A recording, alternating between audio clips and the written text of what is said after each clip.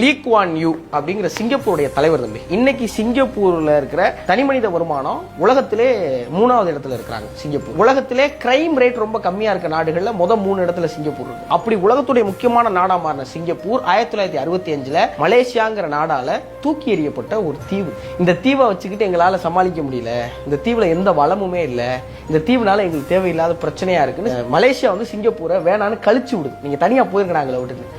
அப்படி வரும்போது அழுதுகிட்டே லீ குவான் யூ வானொலியை சொல்றாரு, நம்ம தனியா வந்துட்டோம், இனிமே நம்ம தனி நாடு. அப்படி வந்த லீ குவான் யூ அந்த நாட்டை கட்டமைக்கிறார். அப்படி கட்டமைச்சு இன்னைக்கு சிங்கப்பூர் அவ்வளவு பெரிய இடத்துல இருக்கு. 1965 வேணான்னு கழிச்சு விட்ட மலேசியாவோட சிங்கப்பூர் இன்னைக்கு பொருளாதாரத்துல 3 மடங்கு அதிகமா இருக்கு. அது காரணம் நிறைய சொல்றாங்க. அதுல ரொம்ப முக்கியமானது என்னன்னா, லீ குவான் யூ முதல்ல செஞ்சது என்ன முக்கியமான விஷயம்னா, தமிழர்கள் நிறைய, இந்தியர்கள், சீனர்கள், மலாய் மக்கள் பிரிவினைகளா இருக்காங்கல்ல, அவர் முதல்ல நாட்டை கட்டமைக்கப்போ போட்ட திட்டம் என்னன்னா, யாரும் இந்த பிரிவினை பாகுபாட்டுக்காக எந்த போராட்டம் பண்ணக்கூடாது, எந்த மீட்டிங்கும் இதுக்காக போடக்கூடாது, அதான் முதல் சட்டம் அப்படின்னு ஸ்ட்ரிக்டா சட்டம் போட்டார். அப்ப எல்லாரும் சேர்ந்து நாட்டுக்காக உழைக்க ஆரம்பிச்சாங்க. நீங்க நாடு மேல வந்து அப்ப எங்க பிரிவினை வருதோ அங்கேதான் பிரச்சனைகள் வருது அப்படிங்கறத லீ குவான் யூ முன்னுதாரணமா நிறுத்தி காட்டி நீங்க சிங்கப்பூருங்கிற நாட்டை உருவாக்கி இருக்காரு. அவருடைய ஹிஸ்டரி 1990 வரைக்கும் உள்ளதை எழுதியிருக்காங்க. இந்த புத்தகம் ரொம்ப வாசிக்கிறதுக்கு அரும்பெரும் சொத்தா கிடைச்சு.